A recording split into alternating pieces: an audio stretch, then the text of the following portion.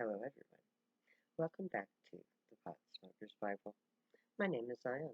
I'm the author of the Pot Smoker's Bible, which contains the prophetic book of Zion, where I get my name and authority. It comes from the Ketuvim, or Old Testament of the Hebrew Bible, or Jewish Bible.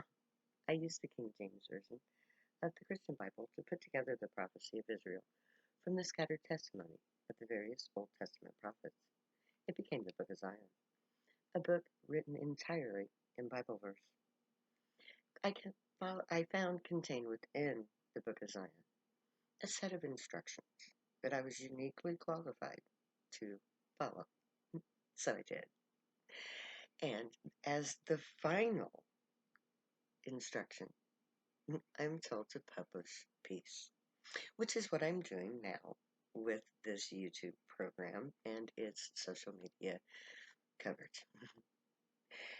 But when I first went to publish peace the old-fashioned way through a publisher, I was informed that I had to write a second book in order to publish the prophecy of Israel, because it is written entirely in Bible verse and therefore unpublishable on its own. That's why I wrote the Pot Smoker's Bible as a commentary and dissertation to the Book of Zion, containing more than the required 75% of text. And boy, am I so glad that I did, because it became a wonderful book. And today I'm reading to you from the 26th chapter of the Pot Smoker's Bible, which contains the 23rd chapter of the Book of Zion. It's called Behold My Servant, or the Book of Messiah. We're starting today with Jeremiah 33:15 to 18, which becomes Zion 23:51 to 54. In those days and at that time will I cause the branch of righteousness to grow up unto David, and he shall execute judgment and righteousness in the land. In those days shall Judea be saved, and Jerusalem shall dwell safely. And this is the name where she shall be called, the Lord our righteousness. For thus saith the Lord, David shall never want a man to sit upon the throne of the house of Israel, neither shall the priests, the Levites, want a man before me to offer burnt offerings, and to kindle meat offerings, and to do sacrifice continually. Now, in those days it says, and at that time, will I cause the branch of righteousness to grow up unto David, and he shall execute judgment and righteousness in the land. As I believe I have said before, Kenny is the branch of righteousness, the pot-smoking son of the last king, to sit on the throne in Jerusalem. For the past 30 years, Kenny has been in training to become a just judge, a true son of David, a Jewish branch of Jesse, to sit on the throne in Jerusalem as priest and king. My job is to make Zion real. Kenny's is to rule. He gets to sit in judgment over the nations. I get to be a part of a much older, more logically run Council of Grey. Kenny gets to force-feed peace to a violent world of petty little men who think they're all grown up, but who are just a bunch of juveniles busting up the place because they can. So Kenny has his work cut out for him. I, on the other hand, get to enjoy the fruits of my labors. So Kenny will be the king of earth, so to speak, a true world leader, who will be a David-type king priest, who has a personal relationship with the Grey God. Like David, Kenny has spent years on the run, dealing with the Grey. For David, that interaction was built on years of trust. The Grey helped David to avoid capture while running from Saul. The Grey answered David's calls, like Kenny, so Kenny is like David. David had a real relationship with the Grey of his day. When David was on the run from King Saul, he prayed. The gray answered those prayers, like they answered mine, through my relationship with Kenny, with the gray. Okay, through my relationship with the gray, Kenny learned to become like David, a gray-related leader who knows the gray intimately through years of experience, like David. 43:16. In those days shall Judea be saved, and Jerusalem shall dwell safely. And this is the name wherewith she shall be called, Lord our righteousness. This verse says that Judea will be saved, Israel will know peace, Jerusalem will be a safe place to live. And it's all because of Zion. She is the Lord our righteousness. Not him. For all that a man will be a king for David, the threefold God is telling you that it is Zion, not Messiah, who is the Lord. The woman supersedes the man. The Lord of earth, our Savior, our prophet, is a female, not a man. So, even if Kenny is dead, that's okay, because he lives on in me. And I am Zion. I am Savior. I am priestess. I get to have all the fun. Because I am the one who did this.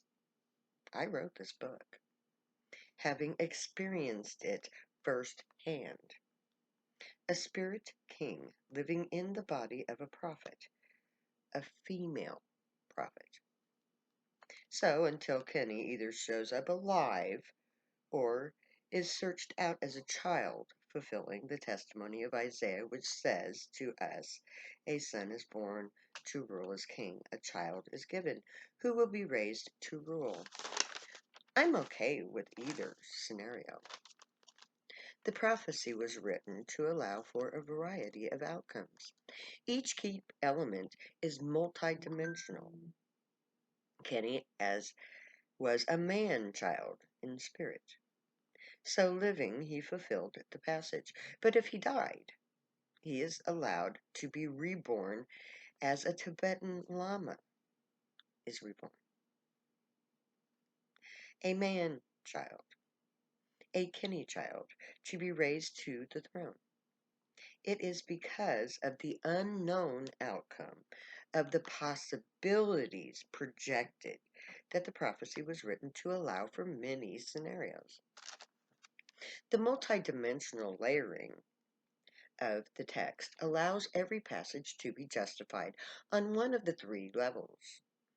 If Kenny did die of cancer, as I was told, he will be reborn as a child, who was the man Kenny. If he lives, then he was a man who was a child born of spirit taught through telepathy to rule. Both scenarios are possible. Both scenarios are valid. The text was written to allow for either reality. So I am the Lord, her righteousness. Kenny has yet to actualize his choice in my reality, and that is okay. I am the one responsible for fulfilling the prophecy. I save Judea. I make Jerusalem a safe place to dwell in. I alone ensure salvation, being the one to volunteer to be his Lord.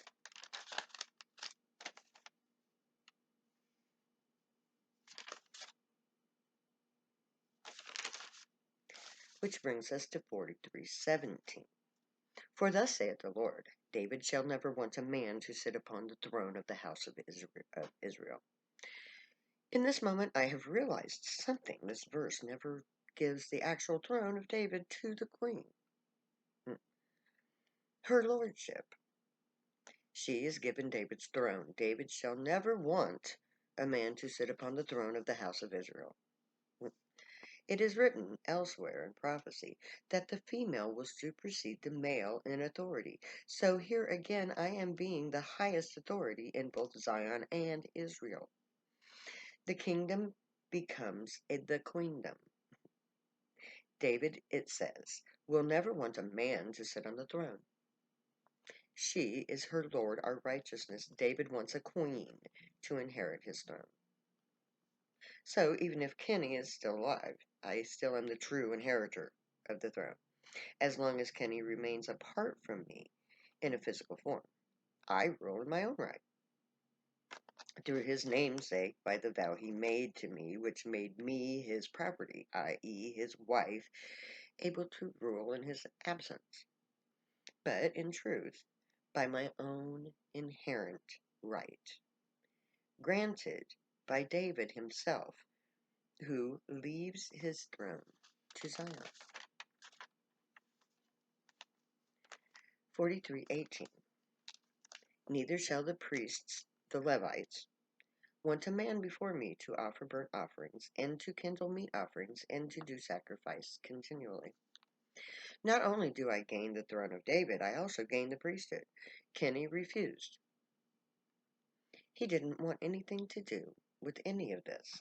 No man, in fact, was found that was willing to do what I did. All of the priests on earth belonged to an established fragment of the true religion. I chose to follow not a religion, but the God that answered my prayers. So I gained not only political authority, but also spiritual authority. The kingdom of Israel was always meant to be a gray kingdom. The king was going to be a priest king who channeled the gray and ruled in tangent with them, a dual authority. The king ruled all secular law, but the gray ruled in actual fact through the priest king by channeling through the king. Therefore, we are not amused is a reference to the dual authority of the threefold God through the throne, the physical king or queen. The separation of church and state is a fatal flaw in our modern government. The moral laws embodied in the priesthood is the sole and moral rule of the government. Secular laws cross moral lines that religions safeguard. The priests were the voice of the gray, the voice of God. To deny religion in politics is to deny the moral voice of the gray, the founder of our race, and our moral laws. The king was supposed to be the high priest, the ruling embodiment of the gray. When Israel demanded a regular king, they rejected the role or rule of the priest through the high priest king that the gray were instituting in the Levitic line. They wanted a human king, not an alien god ruling through the priesthood. So Israel became just like the other kingdoms of their day, ruled by men. The nation of Zion will be unlike any other nation on earth. It will be a queendom, a nation ruled by a woman, a nation founded by a woman, a nation ruled by the queen priest Zion, a high priestess who speaks to and rules with the gray. Israel and Zion will be a dual kingdom state allied through the mutual rule of the gray. They, in turn, will be allied with other Middle Eastern nations, such as Egypt. Egypt, who will be one of the nation-states of Islam. Ishmael's mighty kingdom, greater than that of his younger brother Isaac, father of Israel. Ishmael will be our third, a brother kingdom of priest kings, united by religion and descended of Ishmael, a group of Islamic nations, all bound by faith. There I'm going to end for the day. May the Grey watch over you, guide you, protect you, and keep you from all harm. May they teach you right from wrong, and may you be worthy of them. May your thoughts, words, and deeds reflect truth, good, and light, the unicorn way. Find your joy and pursue it. Make that your good choice when we get to Camp Zion. Stay happy and high. If you use drugs, you have every right and reason to. Believe me, I know. I wrote 2 books about it. My name is Zion. I love you way too much to say goodbye, so I'm going to say later now.